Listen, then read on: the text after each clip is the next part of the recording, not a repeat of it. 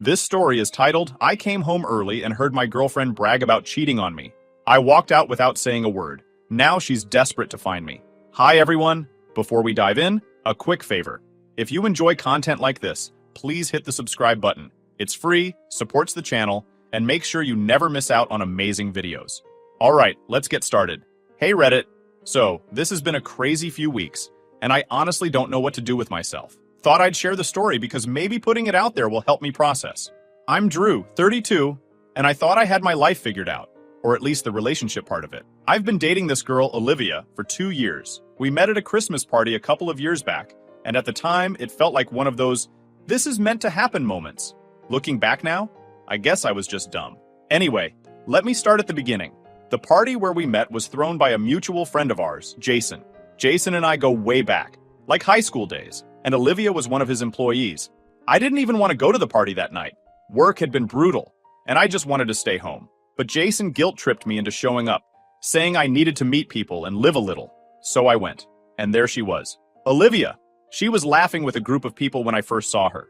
Jason, being Jason, dragged me over to introduce us. We hit it off almost immediately. She laughed at my dumb jokes, asked about my interests, and genuinely seemed interested in me. I remember leaving that party with her number and this goofy smile on my face. Fast forward a few weeks, we went on our first date. Nothing fancy, just a burger joint and a walk in the park. But it was perfect. She was funny, smart, and way more grounded than I expected someone like her to be. We clicked, you know? Like I could see this going somewhere serious. And it did. A few months later, we were officially a couple, and everything felt good. But there was one thing that always stuck out. Her younger sister, Chloe. From the very first time I met her, I could tell she didn't like me. She wasn't outright rude, but she had this way of making comments that felt like little jabs. Like, during one of the first family dinners I went to, she said, "Wow, Olivia, you really went for the low-maintenance look, huh?" Like, what does that even mean? I brushed it off at first, thinking maybe she was just protective of her sister or trying to mess with me. But it didn't stop. Chloe would always find ways to undermine me. If I mentioned something I was passionate about, she'd roll her eyes or make a sarcastic comment. Like, one time I was talking about a hike, Olivia, and I went on, and Chloe was like, "Wow, how thrilling. I'm sure you guys had a wild time looking at trees." She'd also do this thing where she'd bring up Olivia's exes, like, "Oh, remember when you and Mark went to Cancun? That sounded like such a fun trip." It felt like she was constantly trying to remind me that Olivia could do better or that I didn't measure up. I brought it up to Olivia a few times, asking why Chloe seemed to have it out for me. She'd just laugh it off and say, "That's just Chloe. She's like that with everyone." But it didn't feel like that. I mean, she was perfectly nice to everyone else, just not me. I started dreading any time we had to hang out with her, but for Olivia's sake, I sucked it up. Despite Chloe's attitude, my relationship with Olivia kept moving forward. We moved in together after about a year, splitting rent in a small house just outside of the city. Life felt stable, like we were building something real. I wasn't one of those guys who needed to rush into marriage or anything, but after 2 years, I started thinking about proposing. Olivia was my person, or at least I thought she was. This year, Jason was hosting another Christmas party, and it felt like the perfect opportunity to pop the question. It was where we met, and Jason had always been a big part of our story. I talked to Olivia's parents about it a few weeks ago, asking for their blessing, and they were over the moon. I spent weeks planning it. I picked out the ring, rehearsed what I was going to say, and even coordinated with Jason to make sure the moment would be perfect. I imagined Olivia's face when I got down on one knee in front of all our friends, how happy she'd be, how we'd laugh about the journey that got us there. I was so sure I was doing the right thing. But life has a way of kicking you in the teeth when you least expect it. All those plans, all that excitement. It was like building a house on quicksand. I didn't know it at the time, but the foundation of our relationship wasn't what I thought it was. And the cracks were about to show in the worst way. About a month ago, the guys and I planned a weekend fishing trip up to this spot we love near the lake. It's quiet, kind of off the grid, and it's always been our go-to place to just unwind and catch up. We pack up a couple of coolers, grab some gear, and just hang out. I'd been looking forward to it for weeks. Life had been a grind, and I needed the break. Olivia wasn't thrilled about me being gone for a whole weekend, but I told her it was important to me, and she seemed to get it. Or at least, she pretended to. So, I was driving out that Saturday morning. I had my truck loaded up. Tent, cooler, food, everything I thought I'd need. I was already an hour out when it hit me. I'd left my tackle box sitting in the garage. Now, I know it doesn't sound like a big deal, but that tackle box was brand new. Olivia had given it to me as a gift. and I'd spent a fortune on new lures, hooks, the works. I couldn't just fish without it. Plus, I knew the guys would give me endless crap if I showed up empty-handed, so I sighed, turned the truck around, and started heading back home. I wasn't too happy about losing time, but I figured I'd grab the box and get back on the road in no time. Olivia had mentioned she'd be out shopping with Chloe that day, so I wasn't expecting anyone to be home. Honestly, I was kind of relieved about that. I didn't want to deal with the whole, "why are you back so soon" conversation. Olivia wasn't the type to hold back her opinions, and if she thought something was dumb, she'd let you know. I figured it was better to just be in and out without any awkwardness. By the time I pulled into the driveway, it was around 3 p.m. Olivia's car was parked there, which caught me off guard. My first thought was that maybe she'd gotten back early, or their shopping trip had been cut short. I didn't think much of it. Sometimes plans change, right? I parked the truck and headed inside, already focused on grabbing the tackle box and hitting the road again. When I walked through the door, the house felt oddly still. You know when something just feels off? The air felt heavier, like the kind of quiet that isn't really quiet. I could hear faint voices coming from the living room, so I figured Olivia and Chloe were just hanging out. It wasn't unusual for Chloe to be over. She didn't live too far, and Olivia liked having her around. I usually just kept my distance when Chloe was over. It was easier that way. As I made my way through the house, I realized their voices were louder than I thought. They weren't just chatting, they were laughing. Not the friendly, light-hearted kind of laughing either. It was that mean, gossipy kind of laugh. I stopped in my tracks, halfway down the hall. I didn't mean to eavesdrop, but the way they were talking, something about it made me freeze. I couldn't help but listen. Chloe's voice carried first. "You're seriously telling me he didn't notice? Not even a little?" She sounded almost impressed, but in that snarky, mocking way she always had. Olivia's laugh followed, softer but full of amusement. "Of course not. Drew doesn't notice anything unless it's right in front of him. He's so focused on his little hobbies, he has no idea what's going on." My chest tightened. I didn't know what they were talking about, but the way they said my name, it felt wrong, like I was the punchline of some joke I didn't understand. Chloe wasn't done. "I still don't get how you put up with him. He's like the most boring guy I've ever met. Always talking about fishing or hiking or whatever. God, Olivia, you could do so much better. He's so safe," Olivia said. Her tone wasn't loving or affectionate. It sounded almost dismissive. "Safe?" Chloe replied. "Come on, you deserve more than boring. Scott is way better." My heart started racing. "Scott? Who's Scott?" I thought. Olivia's laugh cut through me. "I know. I didn't plan for it to happen, but Scott, he's just different. And in bed? Oh my God, it's insane. Drew doesn't even come close," Chloe continued. "Then what are you waiting for? Just break it off with Drew already. Scott is clearly the better choice." Olivia sighed. "I can't. Not yet. And I know he's planning something big for Christmas. I don't want to ruin it. Yet. I wanted to smash something. Yell. Do anything to release the anger boiling inside me. But instead, I just took a deep breath and left the house. As I closed the front door behind me, I heard Olivia call out, "Drew? Is that you?" I didn't answer. I got in my car and drove away. She called me a few minutes later, but I ignored it. By the time I got back on the road, she had sent me a string of messages. "Where are you? I thought I heard the door. Are you okay? Please call me." I didn't go back to the fishing trip. I couldn't. Instead, I drove aimlessly for hours, trying to figure out what the hell had just happened. It was like everything I thought I knew about Olivia, about our relationship, was suddenly up in the air, and I didn't know what to do with that. Eventually, I pulled into a motel parking lot and checked in for the night.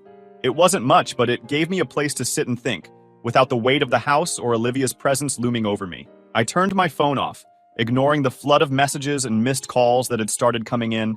I couldn't deal with her right now. I didn't want to hear her excuses or explanations. What could she possibly say to justify what I'd overheard? I spent the entire night at that motel, staring at the ceiling and playing the conversation I overheard in my head, like some twisted highlight reel. Every laugh, every word felt like a dagger. The way Olivia talked about me with Chloe wasn't just disrespectful, it was cruel. And the mention of Scott? That hit differently. Knowing there was a name, a face to attach to her betrayal, made it even worse. It wasn't just some abstract mistake I could brush off. She had been making choices, deliberate ones, to lie to me, laugh behind my back, and plan for her exit while I was planning our future. Looking back, though, there were signs. Subtle ones. But I chose to ignore them back then. For example, over the last few months, Olivia had been more busy than usual. Gym sessions, last-minute drinks with her coworkers, impromptu shopping trips with Chloe. At the time, I didn't think much of it. She wasn't the clingy type, and I respected her independence. But now, I couldn't help wondering how many of those nights were spent with Scott instead. Was she seeing him when she was out with Chloe? Was Chloe covering for her the whole time? I couldn't shake the idea that Chloe had been part of this from the start, encouraging her, enabling her, and probably enjoying every second of it. I hadn't told anyone yet, not even my friends. I didn't know how to start that conversation. Hey guys, turns out my girlfriend of 2 years has been cheating on me with some guy from the gym. It sounded pathetic in my head, and I didn't want their pity. I wanted to deal with this on my own, at least for now. By the time I left the motel, I had a plan, or at least the beginnings of one. I wasn't going to confront Olivia yet. That would come later, on my terms. First, I needed to figure out what to do about our living situation. The lease was in my name, so legally, I had all the control. I wasn't about to let her stay in the house while I figured things out. She didn't deserve that. If anything, I wanted her out of my space as soon as possible. When I got back to the house that afternoon, the first thing I noticed was that Olivia's car wasn't in the driveway. Perfect. I parked my truck and walked in. I headed straight to the spare room where we kept the trash bags. If I was going to do this, I needed to do it now. I grabbed a couple of them and started putting her things. Clothes, shoes, makeup, anything that was obviously hers went straight into the trash bag. I just wanted her stuff out of my house. The faster, the better. I dragged everything out to the front porch and left it there. Then I went inside, pulled up the contact info for the locksmith I'd used a year ago, and called him to come change the locks. He showed up within the hour, and I didn't give him any details, just told him I needed the work done ASAP. Once the locks were changed, I felt a small sense of relief. It wasn't much, but it was a step in taking back control. Before I left the house, I grabbed a piece of paper and wrote a quick note. Nothing dramatic, just a simple, "You know what you did. Don't contact me." I taped it to the door and locked up, feeling the weight of the keys in my hand like they were the last tie to the life I'd just thrown away. With everything packed and the locks changed, I needed some space.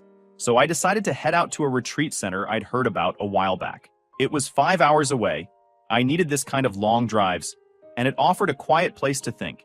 No phone, no distractions, just me and my thoughts. That's exactly what I needed. On my way out of town, I stopped to grab a coffee and sat in the parking lot for a few minutes, scrolling through my phone. Sure enough, there were dozens of missed calls and texts from Olivia. At first, they were casual. "Hey, where are you?" And "Did you come home last night?" But as the hours went on, they became more frantic. "Drew, I'm really worried. Please call me. What's going on? Why aren't you answering?" And finally, "Where the hell are you? We need to talk." I didn't respond to any of them. I wasn't ready to talk to her yet. What was I supposed to say? "Oh, hey, I overheard you talking about Scott and how I don't measure up. Want to explain?" Number. That wasn't how I wanted to handle this. She didn't deserve an explanation from me, not after what she'd done. As I drove toward the retreat, I started thinking about what would happen when she came home and found her stuff on the porch. I pictured her reaction. Probably shock, maybe some tears. Part of me hoped she'd feel embarrassed, like she'd finally realize how badly she'd messed up. But another part of me didn't care how she felt. This wasn't about her anymore. It was about me, and what I needed to do to move forward. By the time I got to the retreat, I was emotionally drained. I spent the next 2 days at the retreat. Honestly, I didn't even think much about what I was going to do next. I just knew I wasn't rushing back into the mess I left behind. Let her sit there and figure out why her stuff was on the porch. When I finally headed back into town, I was clear about one thing. Olivia wasn't going to manipulate her way out of this. I wasn't going to give her a chance to spin her lies or cry her way back into my good graces. If anything, I felt a kind of cold clarity driving back. She wasn't worth the energy. Whatever fake version of herself she'd been presenting for 2 years was done, and I wasn't playing along anymore. As I pulled into my driveway, it was obvious she'd been there. Her stuff, which I'd left packed on the porch, was gone. She'd taken it all. The note I'd taped to the door was missing too, but that didn't surprise me. What did catch my attention was the stack of envelopes wedged into the screen door. Letters, all addressed to me, all from Olivia. I didn't even touch them. I just shook my head, unlocked the new lock, and went inside. After clearing her last traces from the house, I sat down on the couch and pulled out my phone. I hadn't checked it since before the retreat, and when I turned it on, the notifications started flooding in. Texts, missed calls, voicemails. It was a barrage of desperation. The texts started out calm. "Hey, I came home and saw my stuff. Can we talk?" I don't know what's going on, but I'm worried. Then they got more frantic. Drew, what the hell? Why is all my stuff outside? Please call me. I'm so sorry for whatever I did. And finally, they turned angry. This is childish, Drew. You're acting like a jerk. At least give me the decency of a conversation. I smirked reading that one. Decency? After what I overheard? The irony wasn't lost on me. I didn't bother responding. Instead, I blocked her number. Done. Simple as that. She didn't deserve an explanation, and I wasn't about to waste my time crafting some long text or arguing over the phone. The next morning, I got a call from Jason, the mutual friend who'd introduced me to Olivia at the Christmas party 2 years ago. Jason's one of those friends who's always got your back, but doesn't sugarcoat things. When I picked up, his tone was casual, but I could tell he knew something was up. Hey man, everything okay? Olivia's been blowing up my phone. I leaned back in my chair and sighed. Yeah, she's probably freaking out because I threw her out. Jason paused, then let out a low whistle. Damn! What happened? For the first time, I told someone the whole story. How I'd overheard Olivia and Chloe's conversation, the way they mocked me, and of course, the part about Scott. Jason didn't interrupt, which I appreciated. When I finished, he let out a long breath. Wow, that's messed up. Honestly, though, good for you. She didn't deserve you, man. Jason wasn't the type to blindly take sides, so his support meant a lot. Over the next few days, Olivia's attempts to contact me didn't stop. She tried everything, calling from other numbers, showing up at the house, I didn't answer the door, and even leaving letters in my mailbox. Each letter was the same. Apologies, excuses, and pleas for another chance. I didn't read most of them, but the few I skimmed all had the same theme. She was sorry, it wasn't what it looked like, she still loved me, blah blah blah. The same tired script cheaters always use when they're caught. I wasn't buying it. Chloe also tried reaching out, which made me laugh. Her messages were so out of touch it was almost funny. Hey, I heard Olivia's upset. Maybe you guys should talk. Like she hadn't been the one encouraging Olivia to cheat in the first place. I blocked her too. The next morning, I decided it was time to call Olivia's parents. They'd always been kind to me, treating me like family from the moment Olivia and I got serious. Her mom, Linda, would send me home with leftovers after family dinners, and her dad, Tom, loved talking about sports and grilling tips. They were the type of people who genuinely cared, and I figured they deserved to know the truth about what their daughter had been up to. Plus, I wanted them to hear it from me, not some twisted version Olivia would no doubt try to sell them. I wasn't nervous about the call, but I knew it wouldn't be easy. It's not exactly a casual conversation. Hey, just thought you should know your daughter's a cheater, and her sister's been hyping her up about it. Still, I called Linda's number, and she picked up on the second ring. Drew, how are you, sweetheart? It's been a while, she said, her voice as warm as ever. Hi, Linda, I replied, trying to keep my tone steady. Do you have a few minutes to talk? It's important. Of course, she said, sounding concerned. Is everything okay? No, I said bluntly. Not really. I explained everything. How I'd overheard Olivia and Chloe laughing about me, how she admitted to cheating with some guy named Scott, and how Chloe had been egging her on the entire time. I didn't sugarcoat it. I told her exactly what they said, word for word, because I wanted her to understand just how low both of her daughters had stooped. By the time I finished, the line was silent. For a moment, I thought Linda had hung up, but then I heard a shaky breath. Drew, she finally said, her voice trembling. I don't even know what to say. I can't believe this. Are you sure? Maybe you misunderstood. I didn't misunderstand, I interrupted firmly. Linda started crying. I felt a little bad, but at the same time, I wasn't going to soften the truth for her. Her daughters had done this, not me. After a few moments, I heard Tom's voice in the background, asking what was wrong. Tom, Linda said, her voice breaking. It's about Olivia and Chloe. There was some muffled noise as Tom took the phone. Drew, what's going on? Linda's in tears over here. So, I told him. The whole thing. Again. By the time I finished, he was silent, just like Linda had been. Then, after what felt like forever, he let out a long, heavy sigh. I'm sorry, Drew, he said, his voice low and serious. You didn't deserve that. None of it. I can't believe they'd... God, I don't even have words. It's not your fault, I said, and I meant it. But I thought you should know. I know how much you both care about your daughters, but I can't stay quiet about this. I'm done being disrespected. You're absolutely right, Tom said, his voice sharp now. They crossed a line, and they need to face the consequences. I don't care if they're my daughters. What they did is disgusting. Linda, still crying in the background, chimed in. Drew, I'm so sorry. You've always been so good to Olivia, to our family. I can't believe she would throw that away. And Chloe, how could she encourage something like this? I don't even recognize them anymore. We talked for a while longer. They asked if I was okay, how I was handling everything, and if there was anything they could do to help. I told them I was fine, better than they probably expected, and that I was moving on, no matter how hard Olivia begged. Tom promised me they'd handle things on their end, and made it clear they wouldn't tolerate that kind of behavior in their family. Before we hung up, Tom said something that stuck with me. Drew, you've always been like a son to us. What Olivia did doesn't change that. You're welcome in our lives anytime, but as far as I'm concerned, she's out. Both of them are. I can't have people like that in my life, even if they're family. I wasn't sure how Olivia's parents would react, but I didn't think they'd cut ties with both of their daughters. It was a bold move, but honestly, it made me respect them even more. They didn't try to justify or excuse Olivia's behavior. They didn't pull the blood is thicker than water card.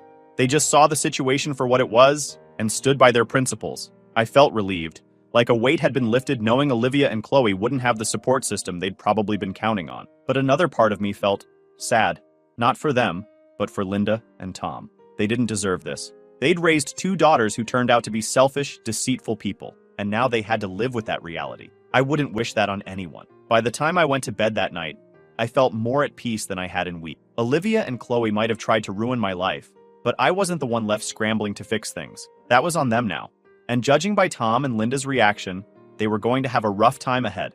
In the days that followed my conversation with Olivia's parents, the fallout from her and Chloe's actions started to spread. Tom and Linda weren't the kind of people to make empty promises, and when they said they were cutting ties with both of their daughters, they meant it. I didn't expect the extent to which they'd follow through, though. It was satisfying to watch. The first thing I heard was that Olivia had been fired. Jason called me. Well, she's not my employee anymore. I can't keep someone like that around. It's bad for the team, bad for morale, and honestly, I don't want someone who thinks that kind of behavior is okay representing my company. I wasn't expecting him to fire her, but I couldn't pretend I was upset about it. Olivia had always bragged about how much Jason respected her work, how secure her position was. Clearly, her actions had consequences she didn't see coming. You didn't have to do that on my account, I said, though part of me was relieved to know she wasn't going to skate by without any repercussions. Jason scoffed. This isn't just about you, Drew. I don't tolerate that kind of behavior, period. She crossed a line, and I'm not going to let her bring her drama into my workplace. After we hung up, I couldn't help but feel a sense of vindication. Olivia had been so smug, so confident that she could get away with everything. But now, the life she'd built was starting to crumble. From what I heard through mutual friends, and a little from Jason, Olivia tried to play the victim at first. She told anyone who would listen that I'd overreacted and kicked her out without giving her a chance to explain. But as the full story came out, thanks to Jason and her parents, people stopped buying her act. She went from being someone everyone admired to someone they pitied, and not in a good way. As for Chloe, her involvement didn't go unnoticed either. Tom and Linda were furious with her for encouraging Olivia's behavior, and they made it clear she wasn't welcome in their home anymore. Chloe had always been the family wildcard, the one who could never hold down a job, constantly borrowing money, and always relying on her parents to bail her out. Tom and Linda cut all financial support to both Olivia and Chloe. They didn't have much of a safety net anymore. Tom and Linda also didn't hold back when people asked why. According to Jason, Linda had told one of her friends at church, "We raised them better than this. If they're going to behave this way, they can do it without our help." Their social circle quickly picked up on the situation, and word spread fast. Olivia and Chloe found themselves ostracized by people they'd once relied on for support. Friends stopped returning their calls, invitations to events dried up, and even their Instagram followers started dwindling. Olivia, who had always cared way too much about appearances, must have been losing her mind over it. Apparently, Chloe let Olivia crash at her place for a while, but that didn't last long. From what Jason told me, Chloe couldn't handle the constant drama Olivia brought with her. Between Olivia spiraling after losing her job and Chloe struggling to keep up with her own expenses, things fell apart quickly. One night, Jason mentioned he'd heard through the grapevine that Chloe had finally snapped and kicked Olivia out too. She told her to figure her own crap out, Jason said, almost laughing. I guess being sisters only goes so far when someone's a walking disaster. I didn't feel bad for either of them. They'd made their choices, and now they were dealing with the fallout. If anything, it felt like poetic justice. Olivia and Chloe had spent so much time tearing me down, acting like I was just some safe and boring guy who didn't deserve their respect. Now they were the ones scrambling to pick up the pieces while I was moving on with my life. One night, as I was scrolling through my phone, I got a text from Jason. It was a reminder about the upcoming Christmas party. "Hope you're still coming," he wrote. "Don't worry, Olivia's not invited. This year's all about good vibes. I stared at the message for a while, debating whether or not to respond.